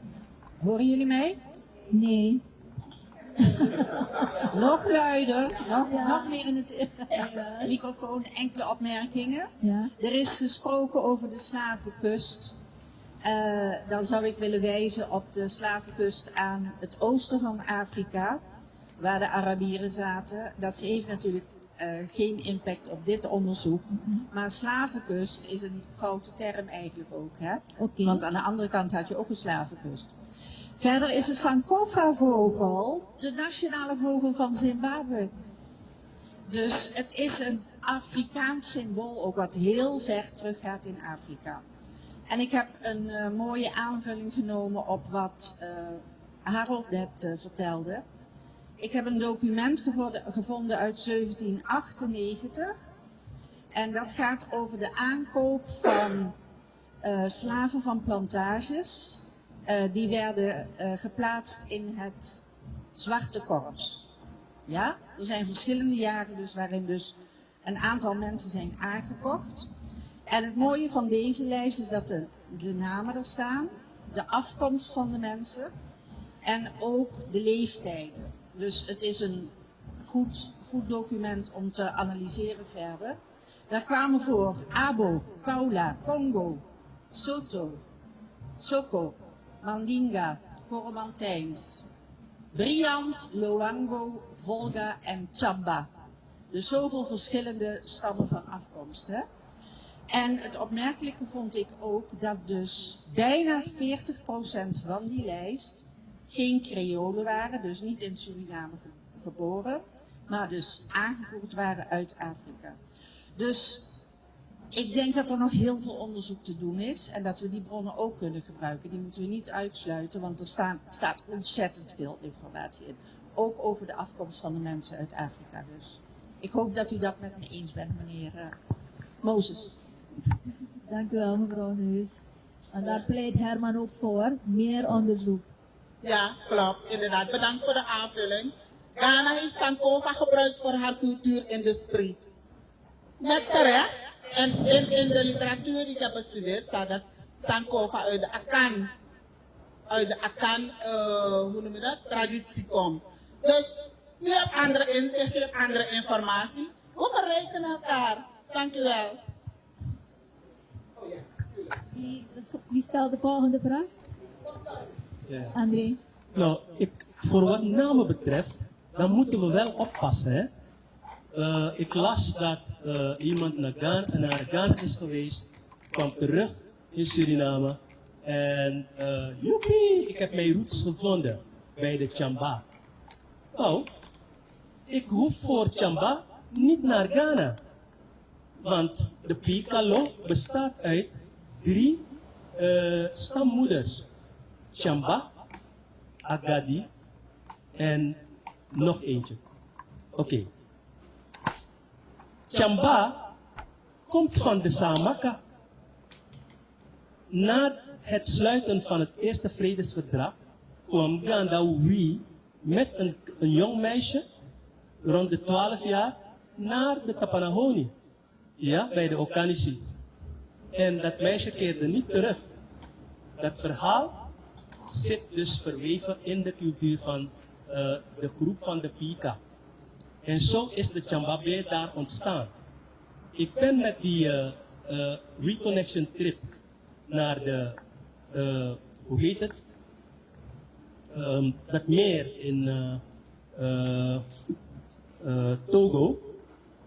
En ik stak over, dan kwamen we in een Chamba-dorp, dat 2 miljoen mensen, dorp hè, 2 miljoen mensen. En die zijn Chamba. Maar ze zijn allemaal moslim. Ja? Maar ze blijven heten Chamba. Als ik mijn verhaal vertel over Chamba, dat een van onze stammoeder is, dan brengen ze me naar een hut waar zij ondanks hun moslimachtergrond nog een herdenkingsteken hebben van een beeld dat de Chamba mensen in Suriname kennen. Als we lezen uit Kaasi van Frank Trachtenstein, dan leren we meer over wat een wetenschappelijk onderzoek hoort te zijn. Ik ben super blij met het boek van Herman Snijders. Trouwens, ik ken Herman ook persoonlijk. Ja? Dus elk boek dat wij produceren, zoals het Apinti-boek, hij heeft ook geschreven over Apinti, moeten we blij mee zijn. Wie schrijft dat blijft. Maar we moeten blijven opletten op hoe we het presenteren. Dat wij onszelf daarin terug moeten kunnen vinden. Omdat wetenschap kan ook naaperij zijn. Blijven doorverwezen met al die fouten die eerder gemaakt zijn door het schrijven. Daar moeten we dus voor oppassen. André, kan je afronden? Want er zijn Ja, nog heel Herman veel heeft mensen dus de die willen Maron-gemeenschap praten. niet overgeslagen. Maar hij heeft doorverwezen naar boeken die de mensen die hij noemt hebben geschreven. Ja. Waar wij nu niet meer eens mee mogen zijn. Dat is dus mijn punt. Ja, dankjewel. Meneer Romeo Grot. Even een opmerking. Dank u voor de heldere presentaties. Maar ik zit zelf met een vraag.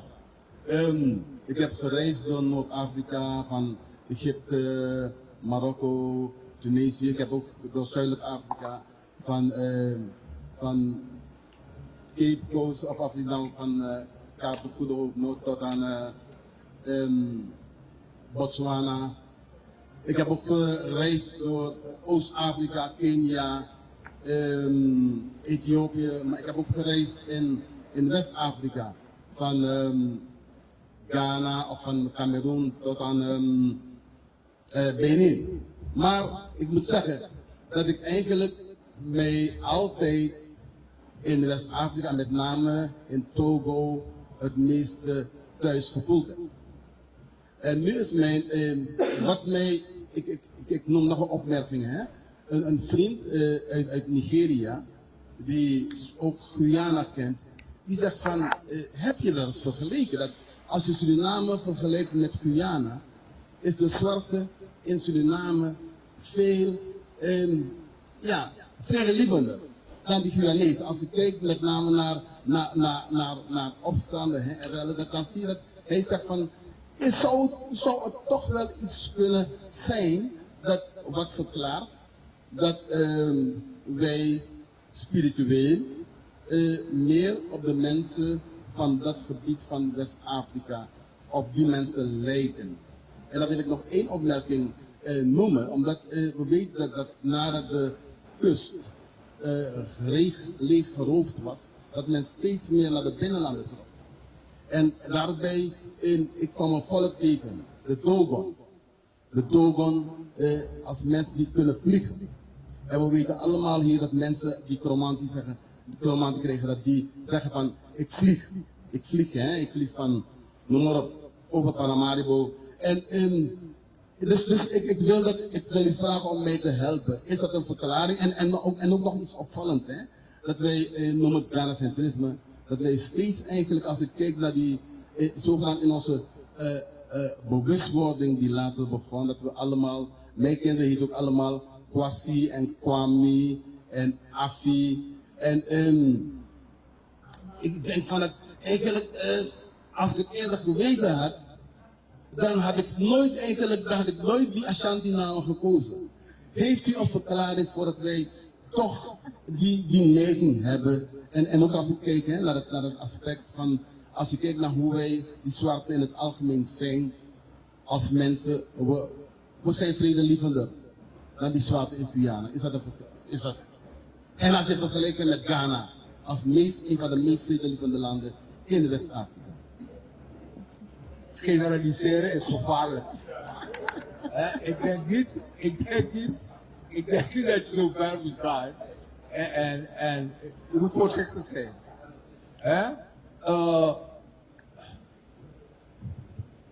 Laten we het zeggen. Kijk, dat je ergens prettig voelt, geen probleem. Ja, je moet gewoon doen wat je voelt. En je thuis voelen. Je daar ontwikkelen. Dat is bang. En het kan best in Togo zijn geweest, maakt niet uit waar het is. Je moet niet vergeten dat, en Herman heeft dat duidelijk gemaakt, dat de multireligie en heel wat andere zaken daaromheen, dat hij spreekt van Afrikaans syncretisme. Omdat er iemand is geweest op die plantage, of iemand is geweest, of er mensen zijn geweest, ook bij die Maron-gemeenschappen, die leidinggevende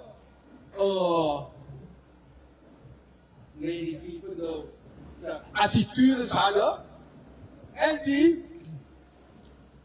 op religieus gebied, op spiritueel gebied in staat waren om de overige mensen te overreden en te brengen naar een bepaald punt. Dus het is ook bewezen, of het is aangetoond, dat de Comanche-negers, zo werden ze genoemd, dat die meer dan de overige groepen, of leden van andere groepen, heel erg trots waren, heel erg intelligent waren. Men sprak ook heel erg negatief. En dan ga ik bijna die meneer gelijk geven over eurocentrisch. Want men zei ook Soko A. You know what those Soko? Sokos was een groep van de bovenwezen West-Afrikaanse regio. Ik wil ook aangeven direct dat wat Lisbeth naar voren bracht heel erg waar is. Er zijn, en het is jammer dat Herman dat boek van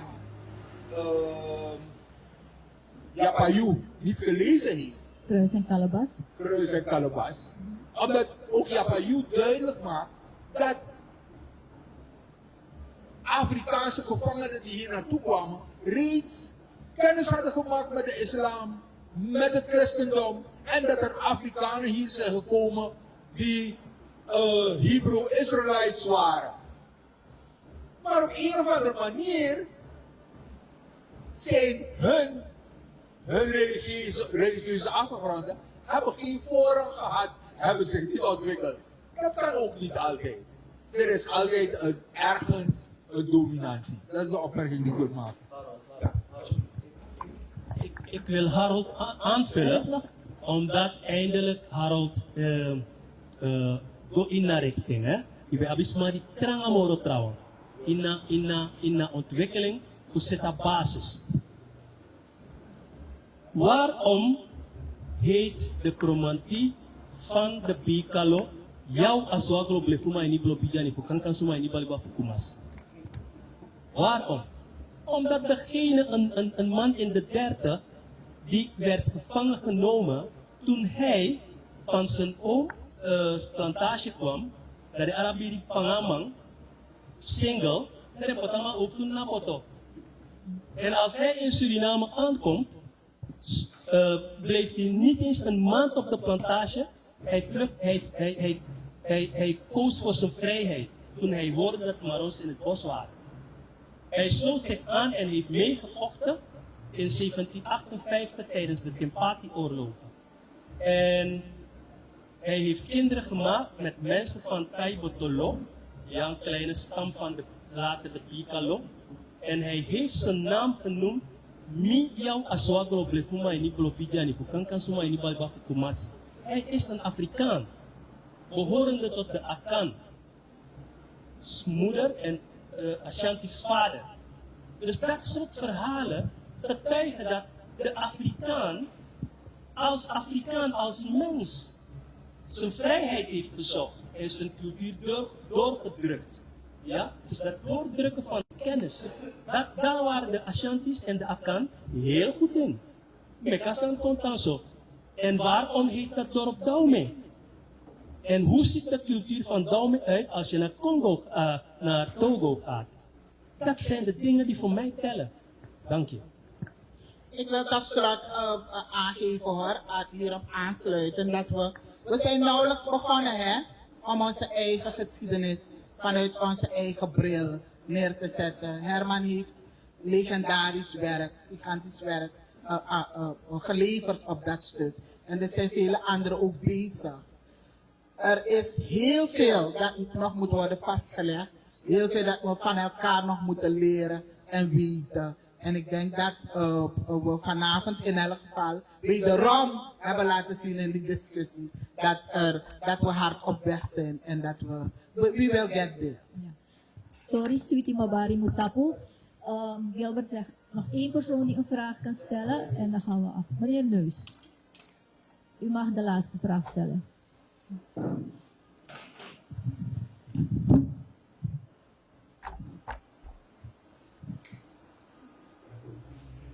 Ja, goedenavond. Er wordt gezegd, dan hebben we 2 neuzen gehad. Ja. Maar wel met een ander gezicht, hè? Dat scheelt wel. Oké. Ja, ik moet zeggen, toen ik dus de titel van de discussie zag, toen was ik natuurlijk geïnteresseerd. En eigenlijk was mijn hoop dat we zouden eindigen met ons onderzoeksprogramma, dat we konden aanvullen voor de richting geschiedenis hier, om wat zaken te gaan uitzoeken. Oké, goed. Ja. Ja, dat we dus zouden eindigen met een onderzoeksprogramma dat we kunnen aanbevelen aan de richting geschiedenis van de universiteit. Want dat is natuurlijk de kant waar we uit moeten. We hebben inderdaad een simpele afbakening gekregen van de meneer Snijders. En ik moet zeggen, ik ben het volledig met hem eens. Komt ook natuurlijk omdat ik ook in Afrika gewoond heb. Weliswaar aan de oostkust. Maar ook daar heb ik dus gezien dat er een heel eiland is dat Pemba heet. En dat het inderdaad het Pemba-materiaal is wat we hier hebben. En de naam die we er dus aan gegeven hebben, komt absoluut niet overeen met hoe het genoemd wordt aan de westkust, waar ze het ook hebben. Maar de naam is echt geen Pemba die ze daar hebben. Dat hebben ze dus wel aan de oostkust van Afrika. Dat de naam is voor die grondstof. En dat laat dus zien dat we inderdaad meer onderzoek nodig hebben om hier duidelijkheid over te krijgen. En ja, het moet wetenschappelijk zijn en dat kan je het beste aan de universiteit uitbesteden. Ja. En dan kan je vervolgens van daaruit gaan kijken wat je met het resultaat daarvan doet. En waar je inderdaad kan aansluiten. Ja. Maar ik ben uiterst voorzichtig met dat soort dingen, want ik wil door geen enkel ander mens gescamd worden, toch? Om me zogenaamd binnen te halen dat ik afkomstig ben van een of andere stam daar. En dat ik daar, want ik ben er ook geweest, en dan kom ik mensen tegen en dan praat ik met hen, oh je lijkt op die en die. Je zou dus daar moeten gaan kijken, want misschien, ja het is goed hoor. Dank u wel. Dank u wel. Ter afsluiting nog dit, naar aanleiding van wat u zei. U had het over een onderzoeksprogramma van de universiteit. Dat is fijn, maar ik denk niet dat de universiteit of zelfs de universiteitsstudenten daarop hoeven te wachten. Als je het boek van Herman leest, zijn er soms zulke interessante observaties en opmerkingen en dingen die hij zegt en waarover hij het heeft. Ik denk dat elke student die op dit moment niet weet waarover hij zijn thesis heet dat tegenwoordig. Ik zei nog scriptie, maar dat woord schijnt een beetje uit de mode te zijn. Het is een thesis, kan in het boek van Herman genoeg onderwerpen vinden om iets te schrijven of om op te promoveren of verder af te studeren. Goed moeten. Nee, we moeten dit boek van Herman, dit werk, deze nalatenschap, moeten we goed beoordelen.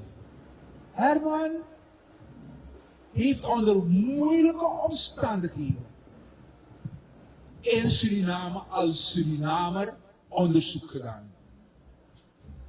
Het is niet als in Nederland waar er 100 universiteiten en onderzoeksinstituten zijn die bogen geld hebben voor annihilatieonderzoek. Of gemeentes tegenwoordig ook, waar je onderzoek kunt doen. In Suriname onderzoek doen is verschrikkelijk moeilijk. En daarom moeten we dit enorm appreciëren. Er is nooit geld, er is nooit budget voor onderzoek bij de universiteit. Of nooit, zelden. Even. Dus het betekent dat we, en dan kijk ik even naar u, dat we dit boek ook in dat kader onder deze omstandigheden moeten beoordelen en moeten waarderen. Dank u wel. Dank u wel, Mara. Ja. En er is nog...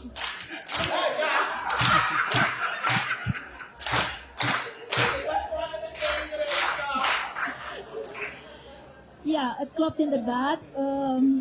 Al die lovende opmerkingen die zich gemaakt over het boek. En wat nog interessanter is, het boek is ook op een andere manier inspirerend. Herman is in 1982 begonnen, nadat hij een woordenboek kreeg, een Neger Engels, zo heette dat woordenboek tenminste, van iemand. En toen wilde hij een etymologisch woordenboek samenstellen. En van dat punt, dat geschenk dat hij kreeg, is eigenlijk het lange traject begonnen naar het boek dat we nu hebben. Dus ook vanuit dat oogpunt is het een zeer inspirerend boek. Omdat iemand uit een kleine kiem, een zaadje dat hij krijgt, dat hij dat herkent of dat hij daarvoor belangstelling heeft en dat verder uitbouwt. Ik wil u bedanken voor uw aandacht. Ik wil u bedanken voor ik wil de panelleden bedanken voor hun participatie. En ik denk dat we allemaal erover eens zijn dat we nu nieuwe inzichten hebben of andere visies waarmee we zeker verder kunnen. En ik verwijs naar de epiloog van Herman, die zegt over zijn boek dat het bedoeld is om aangevuld te worden, besproken te worden en hij zegt ook betwist te worden. Dus ook dat kan. Hij staat er open voor, hij heeft dat gezegd. Het is de voorlaatste zin uit zijn epiloog. Dus laten we allemaal kijken hoe we zijn nalatenschap wat hij in het boek heeft vastgelegd, voor dat verder kunnen gebruiken. Gilbert?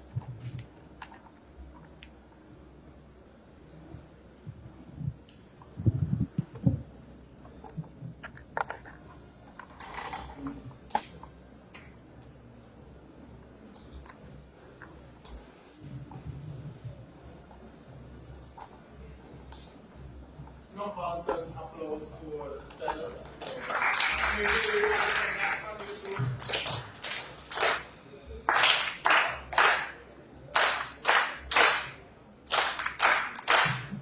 Dan hebben we nog meneer André Mozes in het panel, die niet alleen heel goed kan discussiëren, maar ook andere talenten heeft. Hij zal nu een kort optreden geven van heeft ons de nadruk erop gelegd dat we de naam goed moeten uitspreken. De AJC break.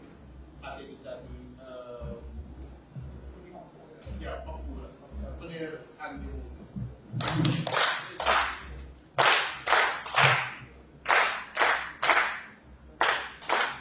Meneer Mozes, voordat u begint wil ik nog aan de aanwezigen vragen om na het optreden van meneer Mozes niet meteen op te staan.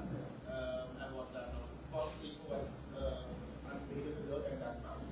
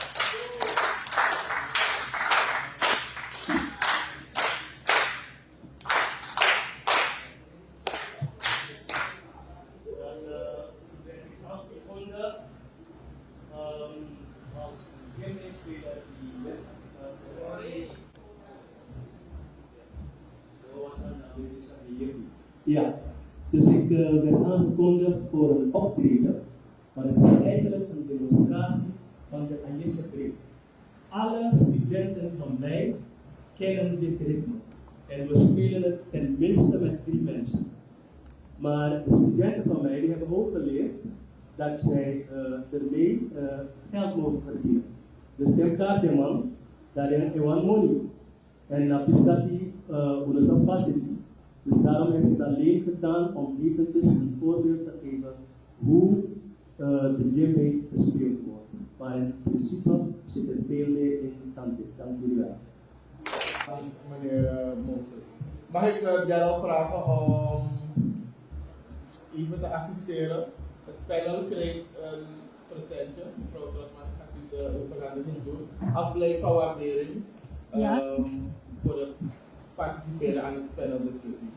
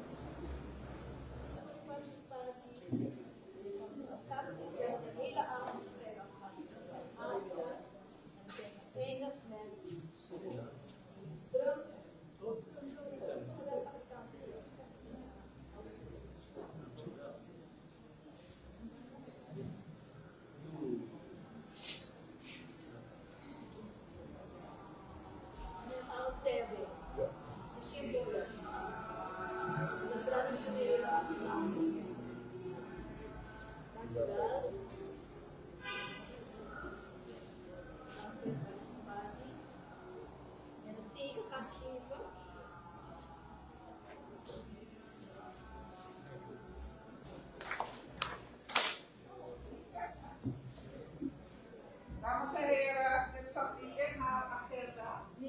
Dat stond niet op haar agenda. Ik is van Kika. Jawel.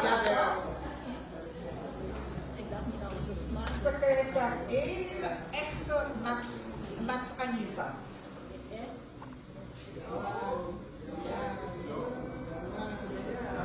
En ze maar waar je moest bij. De boodschap is gegeven.